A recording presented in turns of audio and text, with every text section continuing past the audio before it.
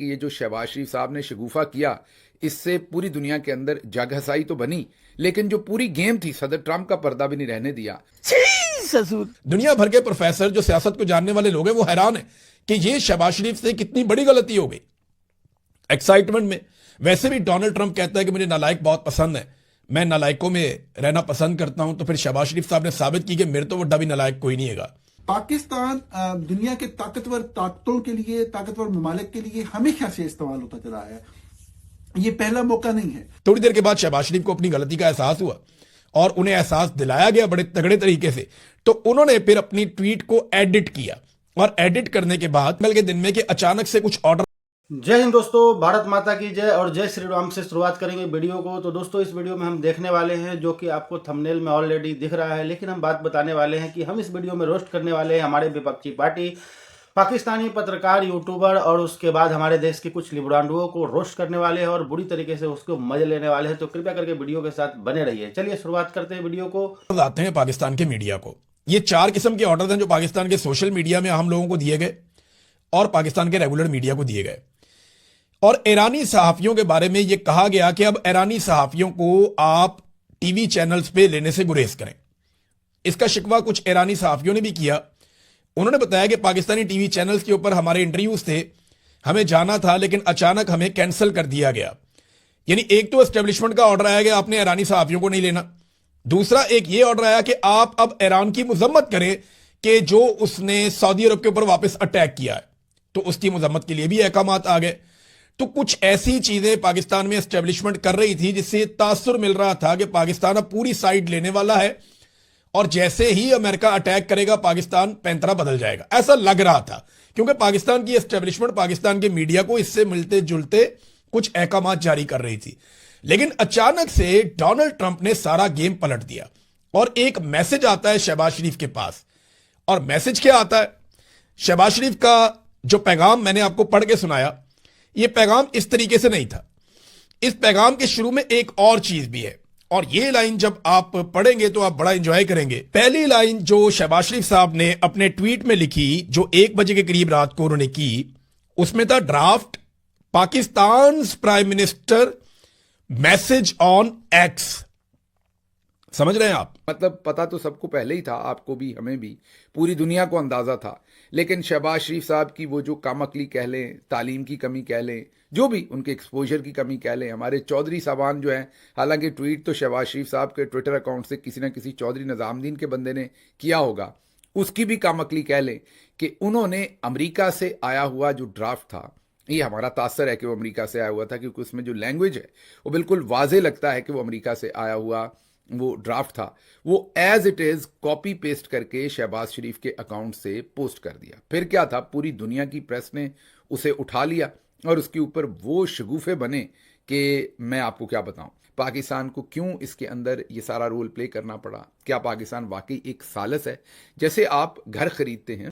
तो दोस्तों कैसा लगा आपको वीडियो? और हमारे देश के जो लिबरांडू है और हमारे देश की विपक्षी पार्टी और पाकिस्तानी यूट्यूबर जो हमारी देश के विपक्षी पार्टी के लाइन पे बात करता है, उसी पर हम वीडियो बनाते रहेंगे। तो कृपया करके चैनल को सब्सक्राइब जरूर कीजिएगा। अभी वीडियो में बने रहिए अंत तक, ताकि आपको और भी मजा आए। दोस्त तो उसके दरमियान में भी एक, 2 पार्टीज के दरमियान में एक बंदा होता है जो आपका ब्रोकर होता है, आपका एजेंट होता है। जाहिर है उसको कमीशन मिलता है, यहाँ पर उस तरीके से कमीशन तो नहीं मिलना, लेकिन उसका किरदार डिफरेंट होता है। लेकिन 2 लोगों के दरमियान एक आर्बिट्रेटर होता है जो बहुत इंडिपेंडेंट होता है, कई दफ़ा अदालती कमीशन टाइप भी होता है जो बड़ा जानदार होता है, वो भी असल में दोनों पार्टीज के दरमियान डील ही करवा रहा होता है। तो लेवल्स डिफरेंट होते हैं। तो क्या पाकिस्तान बेचारा इस लेवल पर खेल रहा था कि अमेरिका की इमा पर जो अमेरिका उन्हें कह रहा था वो बेचारे वो कर रहे थे? देखिए, अब मैं आपको एक बारीक चीज समझाता हूं। ये दुनिया भर के तज्जियाकार इस पे बात कर रहे हैं कि ये मैसेज शहबाज शरीफ ने खुद नहीं लिखा, और ये भी वो क्लेम कर रहे हैं कि ये मैसेज पाकिस्तान के अंदर से किसी सरकारी महकमे ने भी नहीं लिखा। मैं अच्छी तरह जानता हूं जो सरकारी लैंग्वेज है, मैं जर्नलिस्ट हूं, सारी जिंदगी हमने ये फाइलें पढ़ी हैं, सारी जिंदगी हमने ये डॉक्यूमेंट देखे हैं। तो पाकिस्तान के अंदर से अगर कोई लिखता तो सिर्फ प्राइम मिनिस्टर लिखता, पाकिस्तान प्राइम मिनिस्टर नहीं लिखता, सिर्फ प्राइम मिनिस्टर लिखता। अगर आसिम मुनीर साहब ने लिखा होता या एस्टेब्लिशमेंट ने लिखा होता तो सिर्फ प्राइम मिनिस्टर लिखते, किसी ब्यूरोक्रेट ने लिखा होता तो सिर्फ प्राइम मिनिस्टर लिखते।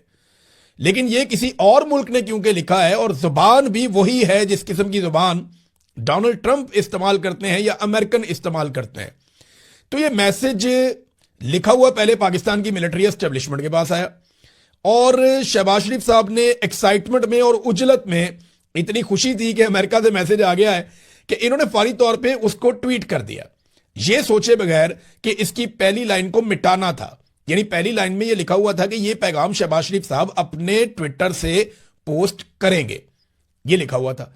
और शहबाज शरीफ साहब ने पहले लाइन ये वाली भी लिख दी कि शहबाज शरीफ साहब अपने ट्विटर से ये वाला ड्राफ्ट पोस्ट करेंगे और नीचे वो पोस्ट भी साथ ही लिख दी।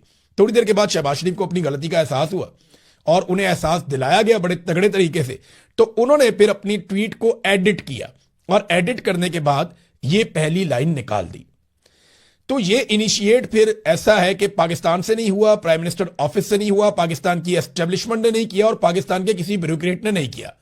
ये अमेरिका से इनिशिएट होता है और लोग इसके बारे में बहुत सारे दावे कर रहे हैं। अमेरिकन मीडिया हैरान है, लेकिन शहबाज शरीफ साहब को यह बना बनाया है जो मिला खेल, वो शहबाज शरीफ साहब से गलती हो गई। अच्छा, जब सदर ट्रंप की स्टेटमेंट आई, जैसे ही शहबाज शरीफ, और वो शहबाज शरीफ की स्टेटमेंट के को 2-3 घंटे के बाद आई, या 2 घंटे के बाद या 3 घंटे के बाद, जैसे ही शहबाज शरीफ साहब का ये ट्वीट आया तो मैंने एक ट्वीट किया कि 15 दिन की एक्सटेंशन, 2 हफ्ते की एक्सटेंशन हो जाएगी।